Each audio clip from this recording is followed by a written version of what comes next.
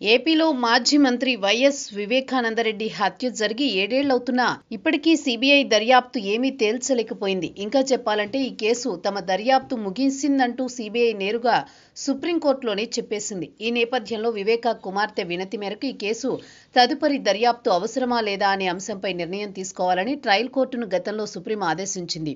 దీంతో హైదరాబాద్ సీబీఐ కోర్టును ఆశ్రయించారు. తన తండ్రి వైఎస్ వివేకానందరెడ్డి హత్యపై సీబీఐ జరిపిన దర్యాప్తు సంతృప్తికరంగా లేదని, ఈ కేసులో తదుపరి దర్యాప్తు అవసరమంటూ సునీతారెడ్డి కోర్టును కోరారు. ఆమె పిటిషన్పై సీబీఐ కోర్టు విచారణ జరిపింది. ఈ సందర్భంగా సునీత తరపు వాదనలు విన్న సీబీఐ కోర్టు తీర్పును రిజర్వ్ చేసింది.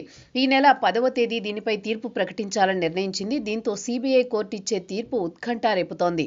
ఇక ఇప్పుడు జరిగిన విచారణలో వివేకా కుమార్తె సునీత తరపు లాయర్ వాదన వినిపించారు. ఇందులో సునీత తన తండ్రి హత్యలో సమగ్ర దర్యాప్తు జరపకపోతే అసలు దోషులు తప్పించుకునే ప్రమాదముందని కోర్టు దృష్టికి తెచ్చారు. అలాగే ఈ కేసులో ఇప్పటికే దాఖలు చేసిన ఛార్జ్ షీట్కు అదనంగా అనుబంధ ఛార్జ్ షీట్ దాఖలు చేసేలా సీబీఐకి ఆదేశాలు ఇవ్వాలని ఆమె కోరారు.